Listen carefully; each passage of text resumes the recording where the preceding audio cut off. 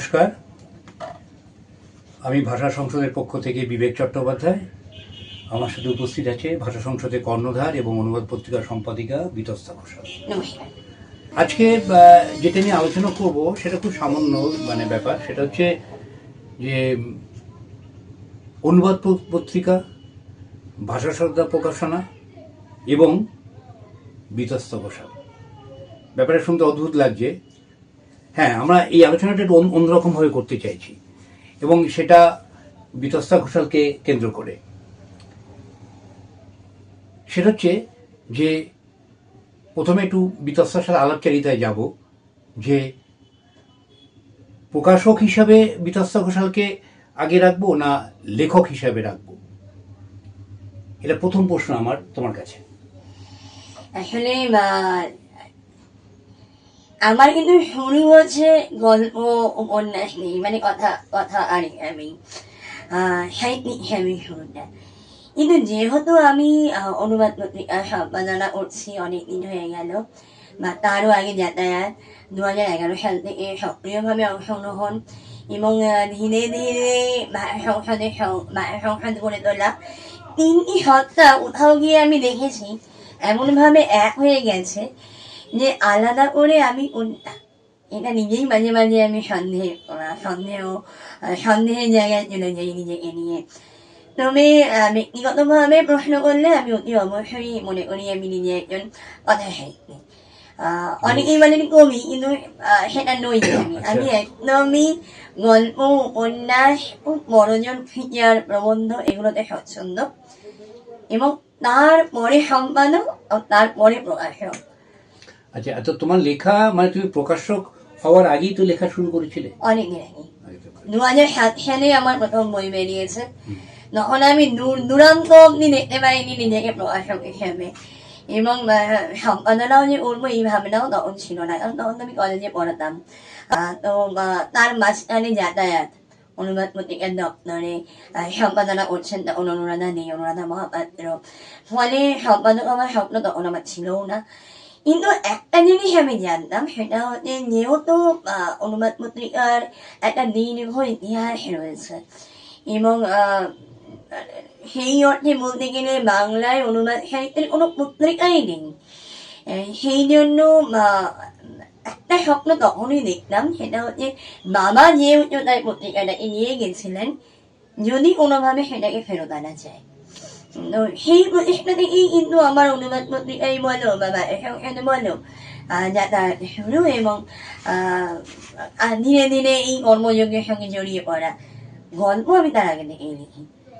যেটা কি মনে হয়, তুমি প্রথমে গল্পকার হিসেবে যেমন চরিত্রগুলোকে দেখছো, বিভিন্ন মানুষজন মিশছো, প্রকাশক হিসাবে যখন তুমি প্রকাশক এবং অনুবাদ পত্রিকার সম্পাদিকা হিসাবে তুমি যখন কাজ করছো, তখন তো আরো অনেক লোকের সাথে তোমার সংযোগ হচ্ছে, বিভিন্ন চরিত্রের মানুষকে পাচ্ছ।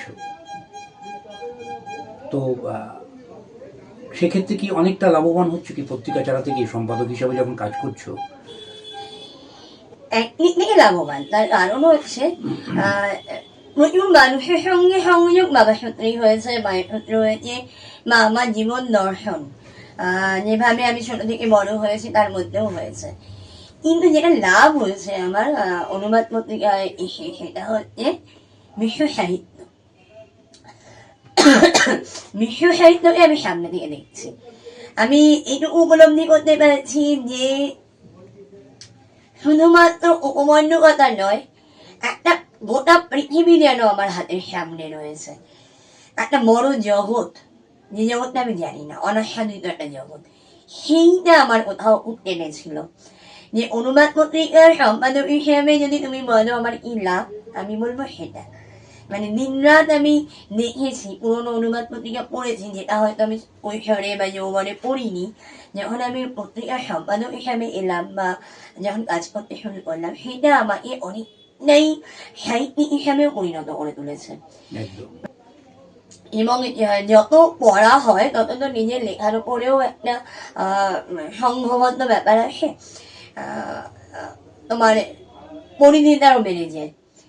এই বিষয় নিয়ে লিখবো। আগে আমি বেশি সম্পর্কের গল্প লিখতাম, ভালোবাসার গল্প লিখতাম, কিন্তু যত আমি বিশ্ব সাহিত্য পড়েছি তত আমার মনে হয়েছে নিজের যে লেখার স্টাইলটাকে পাল্টে ফেলা যাবে, নিজেকে বিশ্বজনীন সাহিত্যিকের মাত্রায় পৌঁছাতে গেলে বিশ্ব সাহিত্য খুব সাহায্য করে।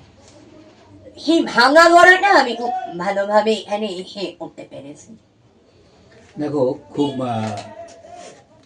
ইন্টারেস্টিং ব্যাপার, এই অনুবাদ পত্রিকা 50 পেরোলো, আর তোমাকে এই অনুবাদ সাহিত্যর আঙ্গিকে তোমাকে পশ্চিমবঙ্গ বাংলা একাডেমি লীলা রায় সম্মানে সম্মানিত করলো, এটাকে কিভাবে দেখছো?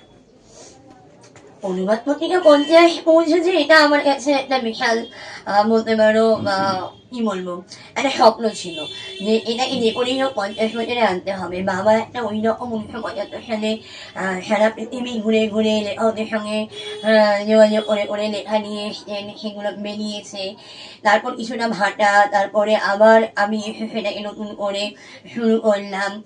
ফলে মাথার মধ্যে 50 বছরটা আমার কাছে একটা স্বপ্ন। 2007 থেকে মোটামুটি আমি 2007 থেকে অফিসে যাতায়াত করছি, মানে 2007 কেন বলবো, 4-5 থেকেই যাতায়াত করছি, 5 থেকেই যাতায়াত করছি, কিন্তু সক্রিয়ভাবে হাতে নিয়েছি 2011 থেকে। তো ওই পিরিয়ডে আমি সবসময় বলি আমাকে গড়ার সময়, কারণ একদম সাহিত্য জগতের আমি নতুন, তখন কোনো ব্যাকগ্রাউন্ডে নেই আমার সাহিত্যের, আর পেছনেও কেউ নেই, ফলে বাবা তখন দেখার মতো নেই, ফলে আমাকে পুরোটাই আমার নিজেকে ভাঙা করার সময় আমি সবটাই যা শিখেছি সব করে খেতে খেতে শিখেছি। তো ওই পিরিয়ডটা হচ্ছে আমার নিজেকে তৈরি করা, যা কিছু করছো নতুন, একদম নতুন। তো ফলে ওইটা আমার তৈরি হওয়ার সময় ছিল। এবং তুমি বললে পুরস্কার, যে কোনো পুরস্কার মানুষের জীবনে একটা ভালো লাগা নিয়ে আসে, আমার ক্ষেত্রেও তাই হয়েছে। কিন্তু আমি আমার বাবাকে দেখেছি এবং আমি বাবার দ্বারা ভীষণভাবে প্রভাবিত। আমি দেখেছি বাবা আনন্দ পুরস্কার পেয়েছেন, বাবা আন্তর্জাতিক ইন্টারন্যাশনাল মাতা অসম কুমারী অ্যাওয়ার্ড পেয়েছেন, একাডেমি পুরস্কার পেয়েছেন, রাষ্ট্রপতি পুরস্কার পেয়েছেন, এবং নাম না যেন অসংখ্য পুরস্কার। বাবা যেখানেই গেছেন কোনো না কোনো গভর্নমেন্ট বাবাকে কিছু না কিছু পুরস্কার দিয়েছেন। বাবা না সেগুলো নিয়ে কোনোদিনই উৎসাহিত হননি। বাবা একটা জিনিসই স্থির ছিলেন, একটা লক্ষ্যে স্থির ছিলেন যে যেমন করে হোক বিশ্বটাকে বাংলায় এনে ফেলতে হবে, এবং তার জন্য যতদূর পথ চলা যায় বাবা সেভাবেই চলতে গিয়েছেন। তো আমার সেটা সবসময় প্রভাবিত হয়েছিল যে এমন কিছু কাজ করতে হবে যেটা যখন আমি থাকবো না তখনও যেন কাজের গতিটা থাকে, বা মানুষ জানে যে কাজটা হতো একটা সময়। তো সেই ভাবনাটা মাথার মধ্যে ছিল। আর একটা জিনিস, যে কোনো পুরস্কার পাওয়ার পরে বাবা, এইটা বাবার মুখেই আমি শুনেছিলাম যে বাবা একদিন, আমি তখন বাবা একজন সাংবাদিককে ইন্টারভিউ দিচ্ছিলেন আনন্দ পুরস্কার পাওয়ার পরে, তখন আমি খুবই ছোট, কিন্তু কথাগুলো আমার মাথায় খুব রয়ে গেছে।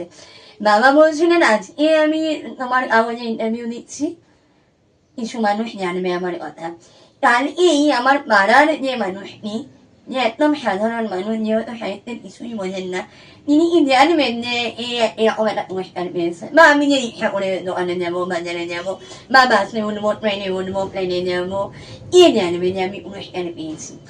ঠিক তেমনি আমারও বারবার মনে হয় ওটাই যে আমি একটা একাডেমি পুরস্কার পেলাম, পশ্চিমবঙ্গ সরকার দিলেন লীলা রায় পুরস্কার, খুবই সম্মানের একটা পুরস্কার, কারণ লীলা রায়ের অনুবাদের জগতে লীলা রায়ের অবদান প্রচুর, শুধুমাত্র অন্নদা সরকারের স্ত্রী হিসাবে নয়, তাছাড়া পারিবারিক জীবনেও, আমার জীবনে আমাদের পারিবারিক ঘনিষ্ঠতা ছিল ওনাদের সঙ্গে খুবই, মানে সেটা একটা পরম সম্মানের।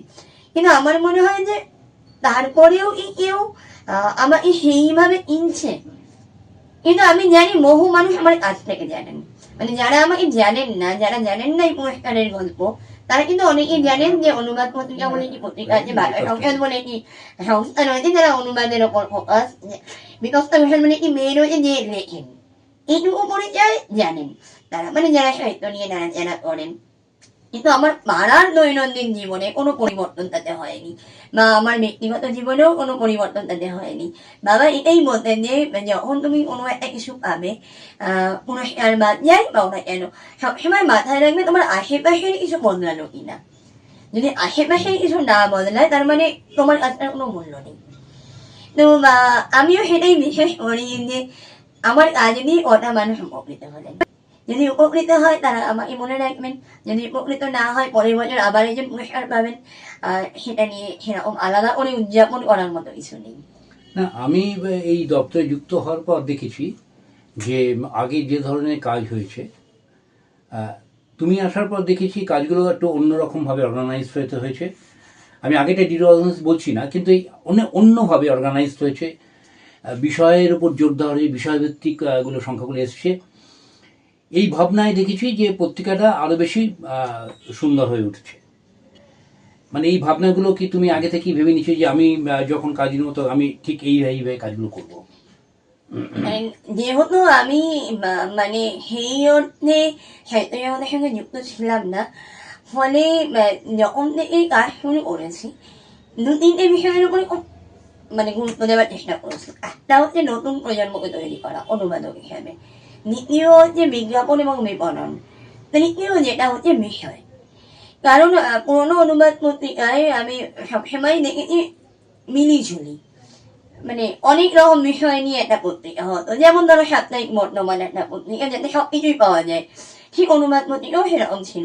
ওইটাতে কি হয়েছিল, ওটাতে হয়তো তোমার জনপ্রিয়তা পেয়েছিল পত্রিকাটা, কিন্তু সব সময় যে তাতে করে আমরা ধরে রাখতে পেরেছি সেটাও নয়।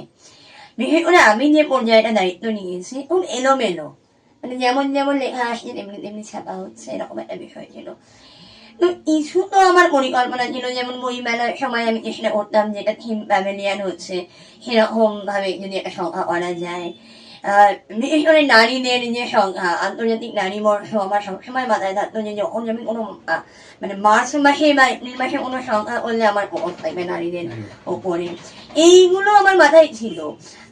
কিন্তু হ্যাঁ, তুমি আসার পরে ডেফিনেটলি সেগুলো আরো অর্গানাইজ হয়েছে, তার কারণ দুজনে মিলে চিন্তা করতে পেরেছি। তখন কি হতো, তখন আমি একা চিন্তা করতাম, একা চিন্তাতে যেটুকু পেরেছি করেছি। তুমি আসার পরে আরো অনেক বিষয় আমাদের মধ্যে এসে গেছে, লোক সংস্কৃতি, দলিত সাহিত্য, মানে বিভিন্ন বিষয়গুলো মাথার মধ্যে ছিল, কিন্তু সেগুলো কিন্তু অর্গানাইজ করতে হবে। এবং তার ফলে আরো যেগুলো হয়েছিল সেগুলো হচ্ছে সবকিছুরই একটা সময় থাকে, যে সময় তোমার সঙ্গে যাদের কমিউনিকেট হবে তারা তোমাকে ফিডব্যাক দেবে, ইনপুট দেবে যে এই বিষয়ের উপর কাজ করো।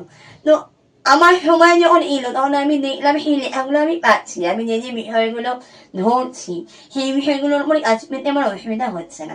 অনুবাদের কাজ তো সবসময় পাওয়া যায় না, ফলে একটা অসুবিধা হয়, কিন্তু হয়ে গেল জিনিসগুলো। ফলে এখন আমরা অনেক বেশি সংগঠিত ভাবে ভাবি, প্রতিটা বিষয় থিম রয়েছে, আলাদা আলাদা করে ভাবার চেষ্টা করি, যদি অনুবাদ করাবো কোথা থেকে অনুবাদ আনবো, এগুলো অনেকটা যোগাযোগের উপরও তো নির্ভর করে। সেটা বোধ হয় এখন ভালো হয়েছে। তো এটা তোমাকে প্রশ্ন করি যে এই অনুবাদ পত্রিকার সম্পাদক হিসাবে এগিয়ে আছো না প্রকাশক হয়ে এগিয়ে আছো?